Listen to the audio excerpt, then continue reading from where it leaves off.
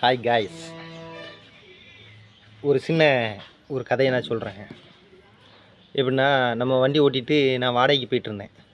அப்படி போயிட்டுருக்கும்போது ஒரு பக்கத்தில் இருக்கிற ஒரு கிராமத்துக்கு போகிறதுக்காக வண்டியில் ஃபுல்லாக லோடை ஏற்றிட்டு வாடகை எவ்வளோன்னு கேட்டாங்க. நான் 400 சொன்னேன்.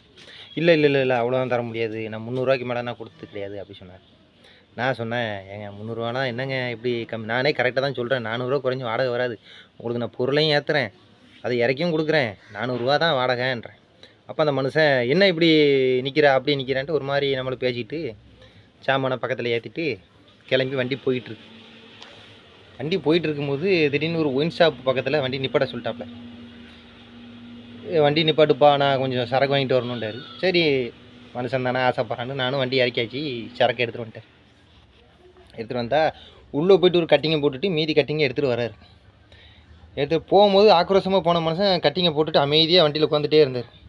கையில் சுண்டல் இருந்தது.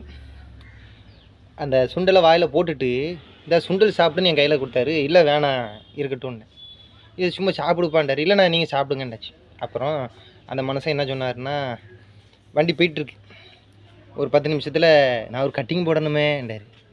வண்டியிலேருந்தே போடவான்னு கேட்டார். வேறு வழி இல்லையே, வண்டியை மறுபடியும் நிப்பாட்டி போக முடியாதுன்றதுக்காக சரிண்டாச்சு. வண்டிக்குள்ளே இருந்துகிட்டே கட்டிங்கை போட்ட உடனே தலைவனுக்கு ஃபுல்லாக ஏறிட்டு கையில் இருக்கிற சுண்டலை நான் வாய்க்குள்ளே வச்சு அப்படி தீத்துறாரு எனக்கு. நீ சாப்பிடுப்பான்னு. ஏன்னா அவ்வளோ பாசம் வந்துடுச்சு. சரக்கு போகிறதுக்கு முன்னாடி அவர் வாடகை பேசின விதம், அவர் நடந்துக்கிட்ட விதம் எல்லாமே ஒரு வித்தியாசமாக இருந்தது. சரக்கு போய் அந்த மனுஷன் எவ்வளோ மாமனிதனாக மாறியிருக்கான்றது அப்போ தான் எனக்கு தெரிஞ்சுது.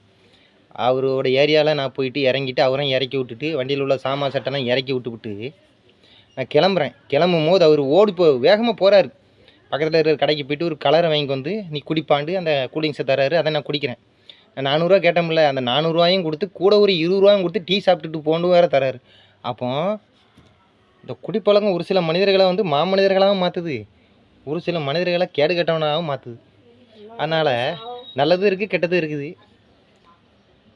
எது நல்லதோ அது நமக்கு நல்லது, எது கெட்டதோ அது நமக்கு கெட்டது தான். கெட்டது என்றைக்குமே கெட்டதாக தான் இருக்கும், நல்லது என்றைக்குமே நல்லதாக தான் இருக்கும். சரிங்க, இந்த கதையை உங்கள்கிட்ட சொல்லணும்னு தோணுச்சு. சபியை கொஞ்சம் வளர்த்து விடுங்க. லைக் பண்ணுங்கள், சப்ஸ்கிரைப் பண்ணுங்கள்.